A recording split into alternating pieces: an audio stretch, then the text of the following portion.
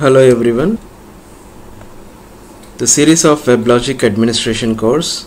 In this session we are going to learn about WebLogic cluster. WebLogic cluster provides high availability, failover and session replication capabilities. WebLogic clustering.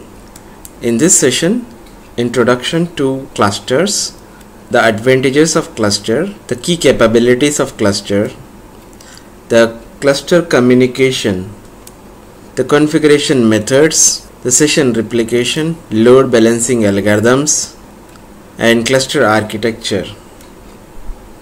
Finally, the latest feature, dynamic cluster configuration. Let's jump on to the cluster configuration.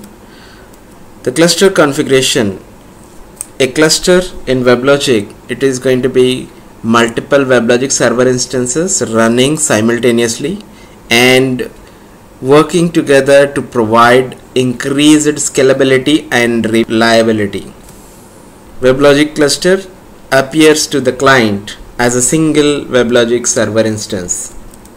The server instance of a cluster can run on the same machine or on the multiple different machines. The capacity can be increased by adding new servers into the cluster. A cluster is part of the particular WebLogic server domain. A domain can include multiple clusters as well. All servers instances in a cluster must reside in the same WebLogic domain. You cannot split a cluster over multiple domains. You cannot share it. Clustered WebLogic server instances behave similar to non-clustered instances, except that they provide failover and load balancing capabilities. Cluster configuration types. Initially you are going to configure WebLogic domain with the admin server. From there you are going to configure a cluster. The cluster is based on the same machine, then the managed servers grouped together from the same node. That is called vertical clustering. When the cluster is formed from the multiple machines, multiple managed servers running multiple nodes, then it is called horizontal cluster. The combination of these two types of cluster, vertical and horizontal combination, is known as hybrid cluster configuration. The advantages of cluster: you can increase or decrease at any point of time, that is nothing but scalability. The capacity of application deployed on the WebLogic server can be increased dynamically to meet on demand. If your server is running with 100 customers at the same time, you want to add one more server, there is no problem. You can still continue with the customers who are already connected and you can continue. You can add server instances to the existing cluster without interrupt of any services. High availability. WebLogic server is known for this special feature, high availability. The WebLogic server cluster provides this high availability. At any point of time, one of the WebLogic server is failed or crashed, then another server will take over the task and it will be completing that particular application task. This process is called failover. Java naming directory service. It is like a registry. You are going to have your home and you are going to register at one registration office. In the same way, your cluster is going to be registered all managed server services. To access that different services from the cluster, you need a common address that is called cluster address. This cluster address is a combination of managed server IP address, managed server port number, comma separated, multiple managed servers you can provide in the line. The cluster address will help to provide the global access. Suppose object X is required by the client, the request will be hitting the JNDI tree. The tree is distributed across multiple WebLogic managed servers. any one of the object which is running on top of this managed servers will be serving the request. In the administration console, the cluster name, immediately you are going to see the cluster address, that is going to be IP address port number combination comma separated. So this is nothing but JNDI hook where you can have a lookup from the client programs. Cluster key capabilities. Application failover.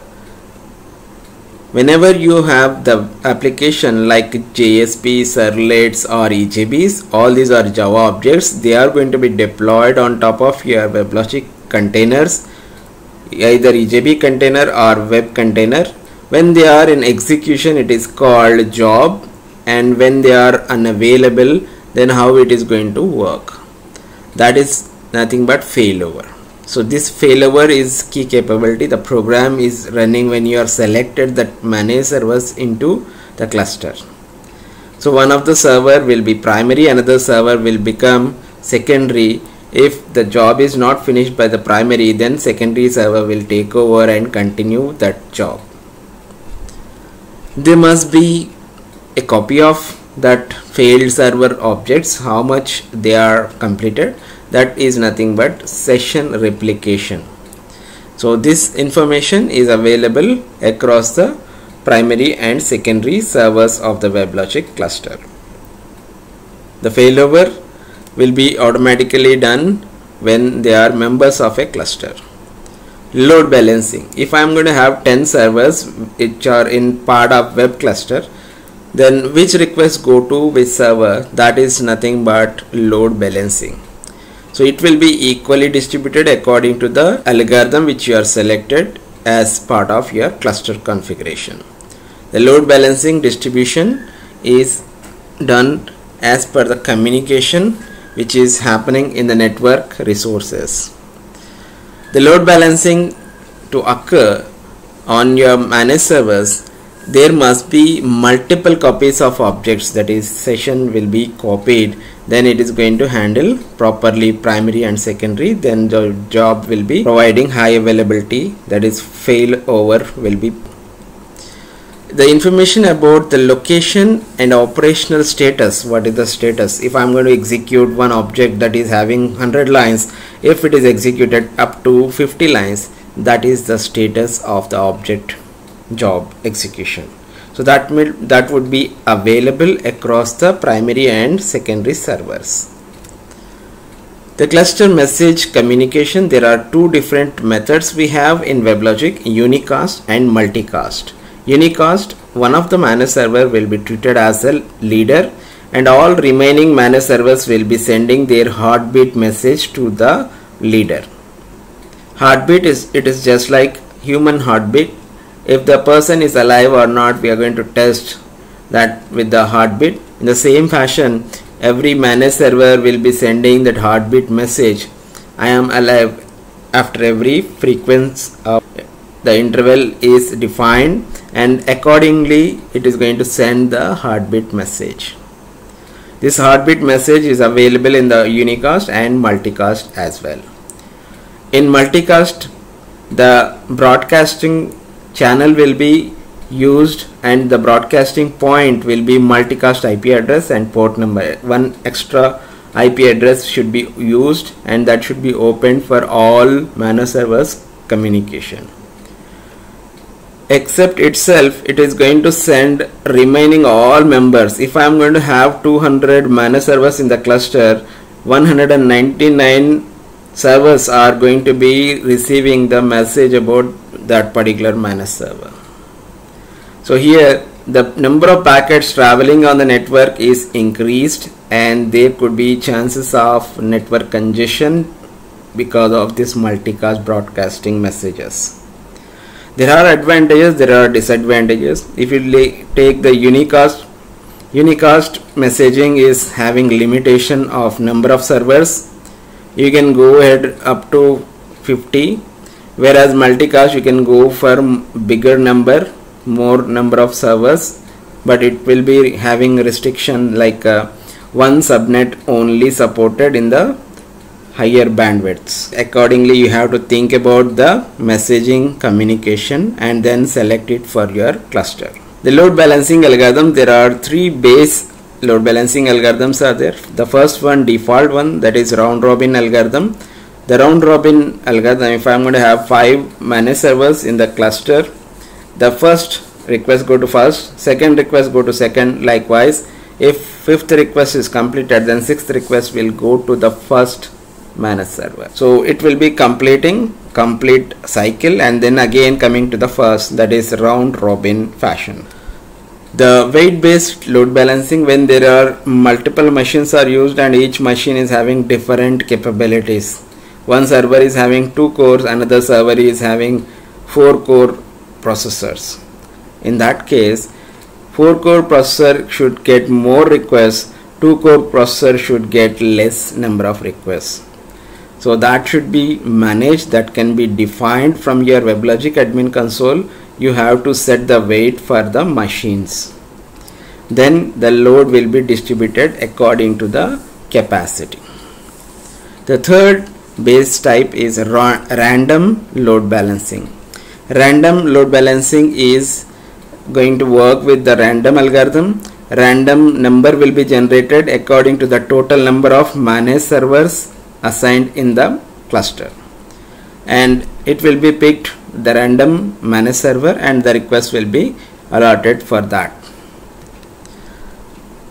Weight based and random will be used in EJB and RMI objects where you are going to host, whereas round robin will be used in the web request or HTTP servlets when you are going to present the application. The server affinity load balancing algorithm. For all these base 3 algorithms, we can have affinity. If one server is having 2 different business components, one is presenting, another one is business logic execution, both are running in the same server, in that case the first request where it is hitting, the request is having the next chain of object communication. In that case, the next object communication, first object to second object, that should happen within the same managed server. That can be restricted by using affinity option. If you don't use affinity, then the first request will be hit for the managed server 1 and the second object request will be executed on the second managed server. Likewise, it is going to take network traffic and it will be slows down the performance. To avoid the performance issues, we can go ahead and use the affinity for web applications. There are 3 different cluster topologies. The first type is basic topology, where you are going to have the web applications and EJB JDBC content will be deployed on top of same WebLogic server. That means .var, .jar, .ear files are deployed on the same WebLogic server cluster.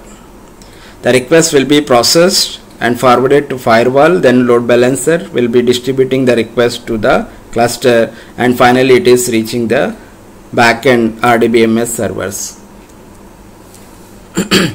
The second type, that is multi-tier, which is most of the production live enterprise applications are using, where the request is hitting firewall and then load balancer will take that request and then distribute to one of the web cluster.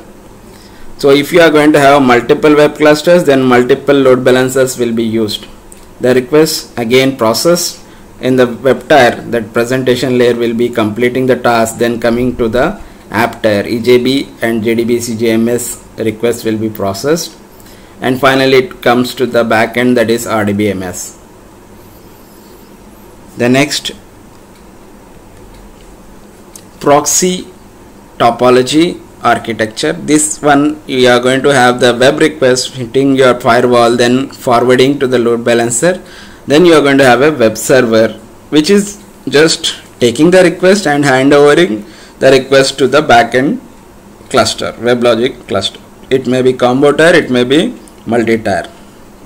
When you are connecting through web server, we need a mediator, that mediating software program, that is called proxy plugin. So this proxy plugin we are having for each web server in a different format, different versions of proxy plugins are available. The configuration methods in WebLogic cluster configurations, we can configure from the configuration wizard itself if you have GUI available in your Linux machine.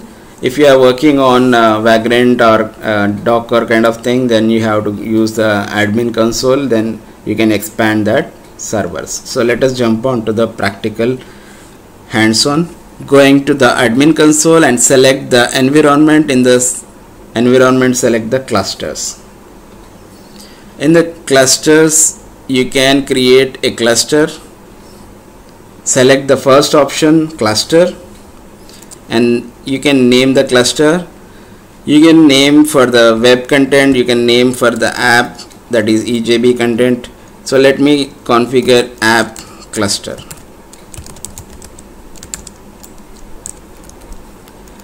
So you can go ahead, use the unicast or multicast, that is as per your requirement. I am going with the unicast. Then this cluster is created. So as we learned about the cluster, we need to add the servers and we have to provide the cluster address. So the default algorithm you can see here, round robin algorithm. So let us click on the app cluster. Do we have any servers? Just click on the servers, go to the bottom of the page, click on the add button. So if you have already configured manage servers, then you can select that manage servers. So we have configured in the last session 2 manage servers. I am selecting the one of the manage server to this app cluster. The first manage server is added. Then we can go ahead and select the second manage server. Here we don't see the admin server in the list because it is not be member of a cluster. 2 manage servers are added to the app cluster. So this is same configuration you can check in your, so we can configure the cluster address. Click on the app cluster and this one is the cluster address. You can give the IP address 192.168.33.102:8011, comma, you can copy this one and modify digit.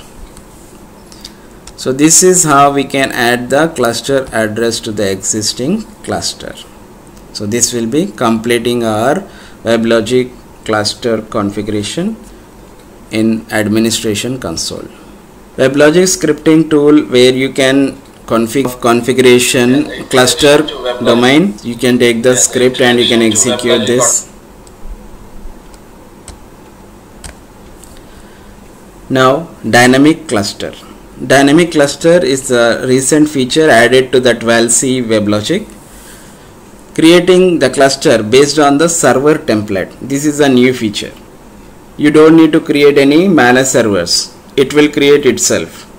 That to create 2 managed servers, then you need to provide name, prefix, how you want to form that managed server name, and listen address, listen port, machine details you need to provide, and how many number of servers you want to make in that dynamic cluster, the minimum value and maximum value. In between it is going to stretch, elastic stretch. The whole server migration is possible when you configure a dynamic cluster. The dynamic cluster looks like this. It is going to be formed like a server template. From there you are going to give minimum value as 2, then 2 managed servers will be created automatically. Once you said scale up, then it is automatically changes that 2 servers into 8 servers. So this configuration you can do it on the admin console. You have to select the second choice, that is dynamic cluster. Let us jump on to the, in this cluster list, select the dynamic cluster. Then you can rename this cluster 0 dynaclust. This will be the name of the cluster, and then we will go with the unicast choice. Select next. Now whatever we are going to give the values, these are all about the template, server template. The minimum cluster size is 2, maximum is 8. So we can change that 8 to some other number. Let us give it as 10. The cluster server names, it is going to take Dyna cluster 01, 02, etc. So what I am going to give here, Dyna cluster web -web, you can give underscore or 0. Choice is yours. Prefix, as we are not configured any machine, then it is going to take dynamically any machine. That is a default choice. If you are already configured, then it will select that single machine, whatever you want to select from the all machines. So you can select, you can have that choice. This is a default value it is going to take. The managed servers, if you want to change the port numbers, then you can change. This is well and good, 7100. It is not going to conflict with any other managed servers. So I am going with the same choice. Select next. Then it is showing the summary of this. Finish here. So now you can see that Dyna cluster is created and all the web servers are added to the Dyna cluster. How many servers? 2 servers are created. One is Dyna Web 01 and another one is Web 02. So let us see what are the ports it is automatically taken. Yeah, 7101, 7102. These are the numbers, ports are assigned automatically. So machine is not yet available. If you configure machine, then you can automatically start the server as well. Node manager running, dynamic cluster automatically start the managed servers as well. You can do workout lab. You can just add 2 managed servers and prepare that cluster as a EJB cluster, and also you can create a cluster using admin console. Add managed servers to existing cluster where you have some application deployed on top of it. Try to work out with the WLST script also, and you can see some issues, then you can write in the comment box. The simple question here, if you are going to have you want to create a WebLogic domain in production environment, which 3 actions should you perform? Use multi-node WebLogic domain, use a single node WebLogic domain, use clusters, install WebLogic in production mode with certifying authority signed certificates. So I think A, B and D would be suggestible options. The next question for the clustering, if you are having a cluster, customer has web applications with the HTTP session that needs to be replicated to a backup site that is more than 100 miles away from the primary site, connected over the internet. Which type of session replication in WebLogic is recommended? You can use man replication, you can use WAN replication, or you want to use synchronous replication, or you want to use asynchronous replication. The preferable choice are asynchronous replication choice. Please follow us on YouTube channel. You can plus on G+. Please Facebook, like and share it. Tweet on the Twitter. Thank you very much.